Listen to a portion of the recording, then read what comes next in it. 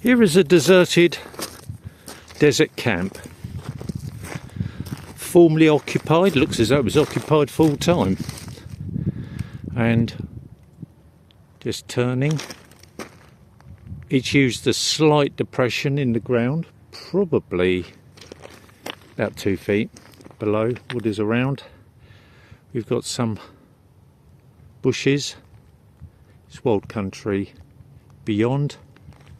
But what intrigued me was the problems I envisaged, and someone who has lived here, I think almost permanently, the season allowing, because the summer here is unbearable. They've used an inexpensive tent, fiberglass poles. The poles have been dropped. I suspect at the end of the day, the poles, in the morning, the poles are taken out, and then that allows you to drop the profile. The circumference of the tent, that's been weighed down, and there are some winds here. I've been here and it's been quite gusty, almost a dust storm. So they've weighed down the circumference of the tent. So that ties in with not being able to peg out. Now, I found this camp a couple of days ago, and I've returned to it because nearby was an airbed. The airbed that was used, and it's not a lightweight airbed. It seems to have a fleece lining inside. As I run my finger, it is still usable, and that's been sitting out, so it's a heavier type bag. What has failed on it are the ribs, and the ribs have in effect given way, so they've become unwelded.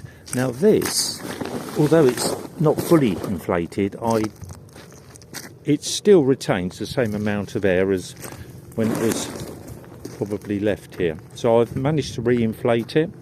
It's holding air, and this is a preferred method for more comfort. Not self-inflating, but easily inflated.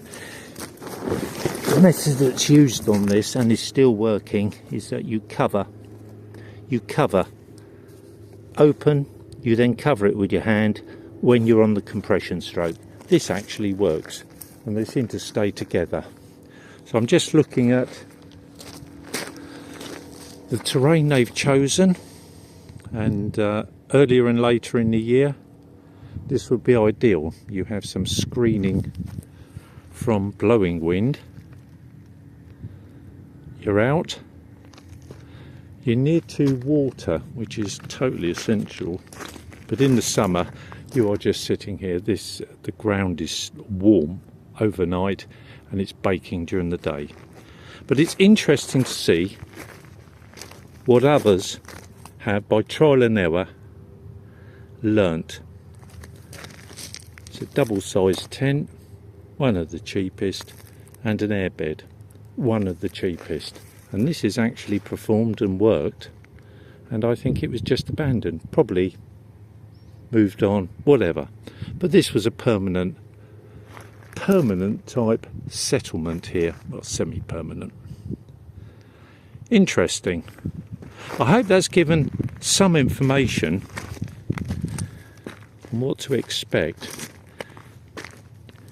We're in a slight levee here, so the water runs down. The rocks here are finer, they're smaller, and these have been cleared to one side, thrown to one side, so in effect you're on shingle, a coarse shingle. And of course the airbed was able to accommodate and make some degree of comfort here for some night sleeping. So I think this has been abandoned possibly for a few years. Fiberglass poles are all working. Yeah, apart from the deterioration of the nylon cover, you've actually got a ready-made camp. So there we are. I'm onwards and upwards today. Let's see what we can find.